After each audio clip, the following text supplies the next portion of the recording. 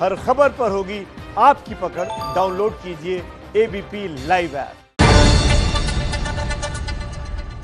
महाराष्ट्र आज कोरोना का हॉटस्पॉट बनकर उभरा है।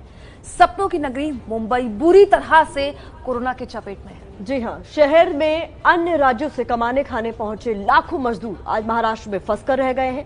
इस महामारी से बचने के लिए घबराए मजदूर आज अपने घर वापस जाना चाहते हैं। मजदूरों को रोकने के लिए उद्धव सरकार ने कई योजनाओं का ऐलान किया, लेकिन निराश मजदूर आज जबरन अपने घर की ओर पलायन कर रहे हैं। देखिए, मजबूरी है इसलिए पलायन कर रहे हैं। उद्धव सरकार की तरफ से प्रवासी मजदूरों के लिए किए गए ऐलान असल में कितने सफल रहे, इसकी पड़ताल की हमारी एबीपी न्यूज की संवाददाता रेणु चौधरी ने। देखिए हमारी खास पेशकश, मुंबई आप संघर्ष करो, रेणु चौधरी आपके साथ है।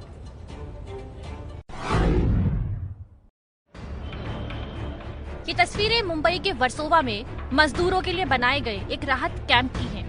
एक एनजीओ की मदद से चलाए जा रहे इस राहत शिविर में अलग अलग राज्यों के 208 मजदूरों और कामगारों को रखा गया है। खुले मैदान में टेंट लगाकर बनाए गए इस राहत कैंप में मजदूरों को सहारा तो मिला है, लेकिन उनके लिए तमाम दिक्कतें भी हैं। रात को यहाँ सोते हैं तो मच्छर भी काटते हैं। अब ओडोमॉक्स भी देते हैं, लोग तो इतना नहीं देते कि हमारी पूरी बॉडी पे मतलब लग सके वो ओडोमॉक्स। अब जैसे कि कल हमने खाना खाया रात को, उसमें दाल में हमारा एक नमक नहीं था। नमक होने की वजह से कोई भी आदमी बोल नहीं पाया कि हम नमक के लिए बोल पाए, मतलब इतनी हिम्मत नहीं जुटा पाता कोई भी। लेकिन फिर वो लोग सब खाते हैं, गरीब लोग हैं हम। अब हम तो अपना पेट पालना है, इसलिए सब लोग रुके हुए यहाँ पे अपना समझ रहे हैं, वो भी परेशानियों का सामना कर रहे हैं। घर से फोन आ रहा है वापस आने के लिए? घर से फोन तो इतना आ रहा है, हमारी बैटरी भी चार्ज नहीं हो पाती कि हम घर पे कांटेक्ट कर सकें, लोगों से बात कर सकें, अपनी फैमिली से बता सकें अपना हाल। इतना तो हमारा मतलब बैटरी चार्ज नहीं हो पाती फोन की। यहाँ पे कोई भी ऐसी सुविधा उपलब्ध नहीं कराएगी कि आप अपना फोन चार्ज कर सके, अपने घर वालों से बात कर सके, रिचार्ज की जो दिक्कत कहें हम तो? रिचार्ज की थोड़ी बहुत नंबर भी नहीं आता, मतलब 20 फोन है तो 10 आदमी का फोन चार्ज होता है, 10 का तो हो भी नहीं पाता है। ऐसा है, मतलब नंबर से बार बार इसी करते हैं, थोड़ा थोड़ा ये सब है। और अब देखो यहाँ पे बुजुर्ग भी हैं, जो बीमार लोग भी हैं, कुछ लोग तो इन पे हेल्प भी मदद कर रहे हैं चर्च वाले, इनको मेडिसिन भी ला के देते हैं, थोड़ा कपड़े भी बांटे गए इनको, जैसे बैग दिए गए हैं। कुछ लोगों के पास बैग नहीं थे, वो भी दिए गए हैं। मतलब सुविधा भी मिल रही है और ना भी मिल रही है। कभी कभी पानी भी खत्म हो जाता है, तो वो सब मुसीबतों का सामना करना पड़ रहा है। हम देख रहे हैं ये पूरा खुला मैदान है, तो यहाँ पर शौच की समस्या है। यहाँ पे लगाए तो गए हैं, लेकिन यहाँ पानी की अगर दिक्कत की बात करें, ऐसा कुछ? अब जैसे कि 15 दिन होते हैं, 15 दिन में एक दिन पानी ना रहेगा तो हमारे लिए तो बहुत बड़ी समस्या आ जाएगी, क्योंकि फिर हम उनको बोलते हैं सर को कि सर पानी खत्म हो गया है, तो कम से कम 2 घंटे बाद पानी आएगा, तो उसके बाद तब तक ऐसे ही मैनेज करना पड़ता है। किसी को वॉशरूम जाना होगा तो वो बैठा रहेगा तब तक ऐसे ही, क्योंकि पानी नहीं तो वॉशरूम कैसे जाएगा, पानी कैसे पिएगा। हमें बिस्लरी की जरूरत नहीं है, हमें नॉर्मल पानी पीना है। हम गरीब इंसान हैं, मजदूर हैं, हम बिस्लरी नहीं देखते, बस हमें अपना पेट भरना आता है, मतलब पेट भर के हम अपना जीवित रहें। हालांकि कैंपों में रह रहे लोगों को बहुत ज्यादा शिकायत नहीं है। उनका कहना है कि जरूरत पड़ने पर खाना पानी के अलावा उन्हें अस्पताल की सुविधा भी दी जाती है। और चाचा, आप कहाँ से आए हैं? बिहार से जी। बिहार से। मुंबई में कितने समय से हैं? बम्बई बहुत दिन से मैं। अच्छा। हाँ। किस तरीके के इंतजाम यहाँ पर किए गए आप लोगों के लिए? ये सब बढ़िया किया था। खाने पीने की कोई खामियां? सब ठीक है। दवाई को लेकर, स्वास्थ्य को लेकर? हॉस्पिटल में जाता है आदमी, तो हॉस्पिटल में आदमी जाता है। ले जाया जाता है। महाराष्ट्र में जगह जगह फंसे मजदूरों को उनके घर पलायन करने से रोकने के लिए उद्धव सरकार ने मार्च महीने में महाराष्ट्र में 70,000 मजदूरों के लिए 262 कैंप बनाने का ऐलान किया था। इन कैंप की लिस्ट जानने के लिए एबीपी न्यूज संवाददाता रेणु चौधरी ने बीएमसी और संबंधित विभागों के अधिकारियों से संपर्क साधा, लेकिन कोई भी इस मुद्दे पर बोलने को तैयार नहीं हुआ। ऐसे में यह कहना मुश्किल है कि सरकार के इस दावे पर कितना अमल हुआ, लेकिन आधी अधूरी सुविधाओं के साथ फिलहाल यही कैंप प्रवासियों का सहारा बने हुए हैं।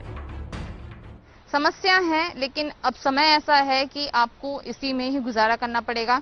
बस उम्मीद एक है कि ये महामारी कब खत्म होगी, लॉकडाउन कब खत्म होगा और ये अपने घर वापस लौट सकेंगे।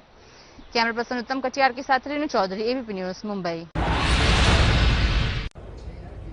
तो रेणु चौधरी की शानदार रिपोर्ट आपने देखी। रेणु चौधरी हमारे साथ लाइव भी जुड़ गई है। रेणु वही संवाददाता है जिनकी खबर का नमस्ते भारत पे प्रसारण हुआ था और उस खबर का असर भी हुआ था। रेणु, आपने बीएमसी से संपर्क साधने की कोशिश की, आपके सवालों का जवाब आपको नहीं मिल पाया, तो कहीं ना कहीं ये साफ है सवालों से तो वही बचता है जिसको सवाल चुभते हैं, यानी अभी भी बहुत कुछ किया जाना है जो इन लोगों के लिए किया नहीं गया।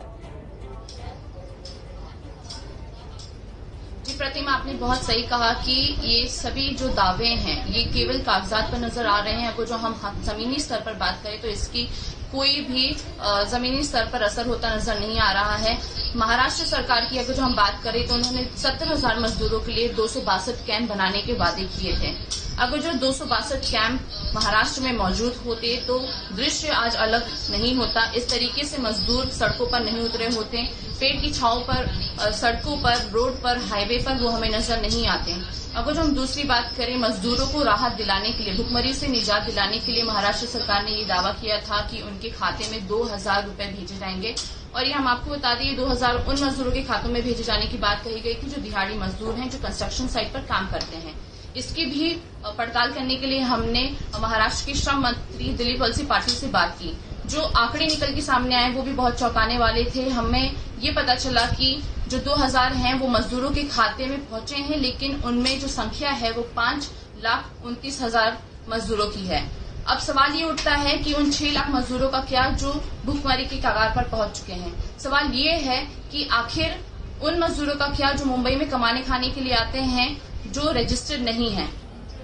विशेषज्ञों से हमने बात की तो उन्होंने हमें बताया है कि महाराष्ट्र सरकार के पास ऐसे कोई सटीक आंकड़े नहीं है जहां पर दिहाड़ी मजदूरों के आंकड़े को अनुमान लगाया जा सके और उनके खाते में 2,000 पहुंचाए जा सके।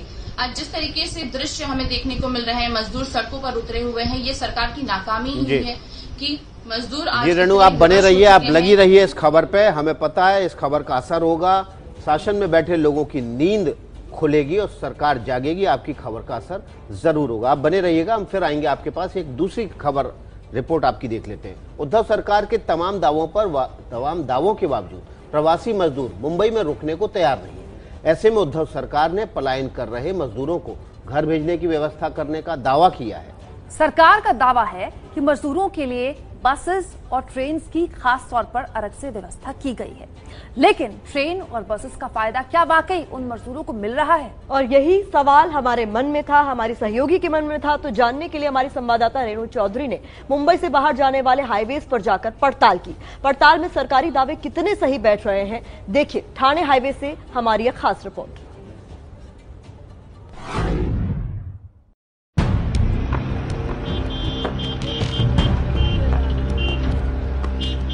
तस्वीरें मुंबई से सटे ठाणे हाईवे की हैं, जिधर देखो उधर लाचार मजदूर हजारों किलोमीटर का सफर पैदल तय करने के लिए सड़कों पर उतर आए हैं। सरकार ने तमाम दावे किए कि मजदूरों को खाने पीने रहने की व्यवस्था की जा रही है। बसों और ट्रेनों से प्रवासी मजदूरों को घर भेजे जाने के भी ऐलान किए गए, लेकिन वादे सिर्फ वादे ही रह गए और नतीजा हुआ कि मजदूर खुद ही अपने गाँव की ओर निकल पड़े।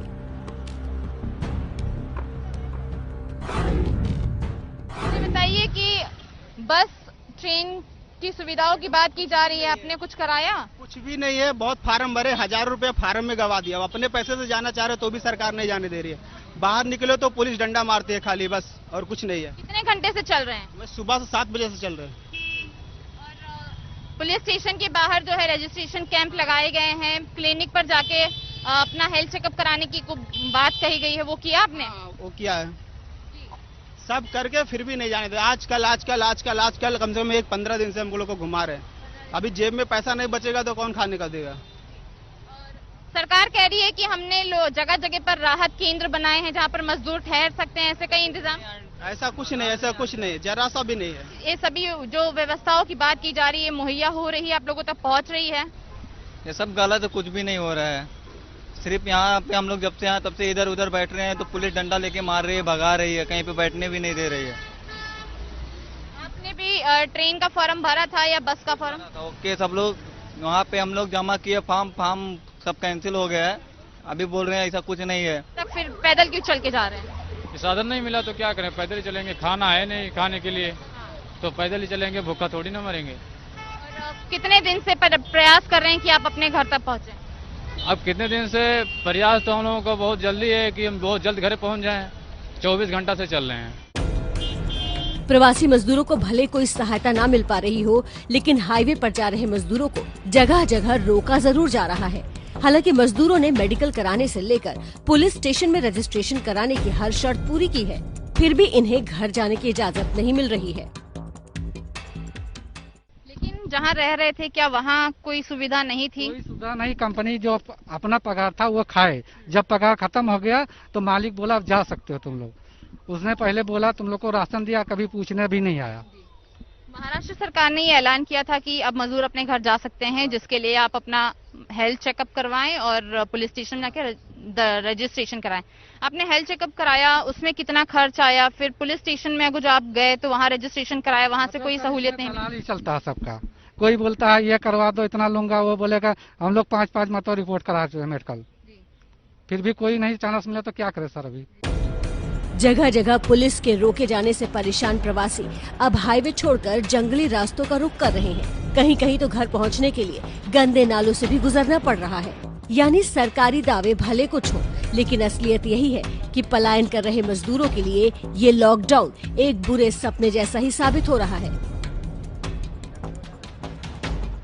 दृश्य कुछ हमें ऐसे ही हर जगह देखने मिल रहे हैं, चाहे वो मुंबई थाने हाईवे हो, चाहे वो मुंबई गुजरात या मुंबई अहमदाबाद।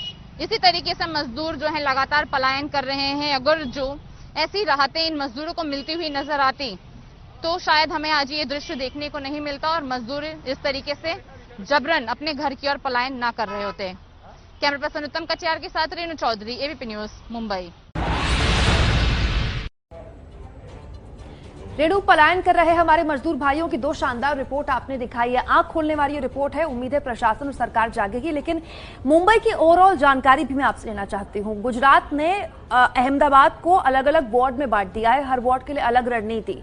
मुंबई एपिसेंटर बन चुका है महाराष्ट्र का। क्या अब आगे कुछ और रणनीति के बारे में सरकार विचार कर रही है? कैसे इस पर लगाम लगाई जाए?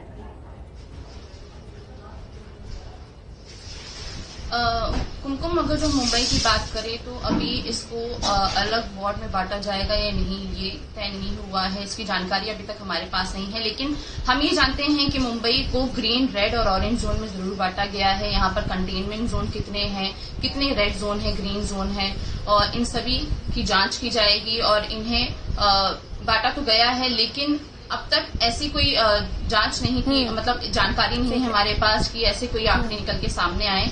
और हालांकि जो आंकड़े हैं महाराष्ट्र में वो बड़े ही चिंताजनक हैं। लगातार जो स्थिति है वो विकराल होती जा रही है। महाराष्ट्र में कोरोना संक्रमित मरीजों की संख्या अब 22,000 के पार पहुंच चुकी है। तो ये बहुत ही चिंता का विषय है और जाहिर सी बात है कि महाराष्ट्र सरकार इसमें कोई ना कोई निर्णय तो जरूर लेगा। ये 1/4 हिस्सा जो भारत का है पॉजिटिव मरीजों का, वो महाराष्ट्र से ही आ रहा है। बहुत शुक्रिया आपका रेणु तमाम जानकारी के लिए। महाराष्ट्र की उद्धव सरकार ने मुंबई और उपनगरों में फंसे 12 लाख मजदूरों को आर्थिक सहायता देने का ऐलान किया है। हर मजदूर के खाते में सीधे 2-2 हजार रुपए देने का दावा महाराष्ट्र सरकार की ओर से किया गया है। लेकिन दावा क्या वाकई में जमीन पर सच्चाई बनकर उतरा है? कितने मजदूर तक ये रकम पहुंची है? ये जानने पहुंची रेणु के सामने जो सच्चाई सामने आई है उसने सरकार के दावों की पोल खोल दी है। यही कोशिश हमारी होती है कि अपने रिपोर्टर्स को ग्राउंड जीरो पर उतारें और सरकार के दावे और हकीकत की पड़ताल करें। सरकार कह रही है कि अभी आधे मजदूरों को राहत हमने दे दी है, बाकी मजदूरों की मदद भी जल्द कर देंगे। सच्चाई क्या है, रेणु की रिपोर्ट बताएगी।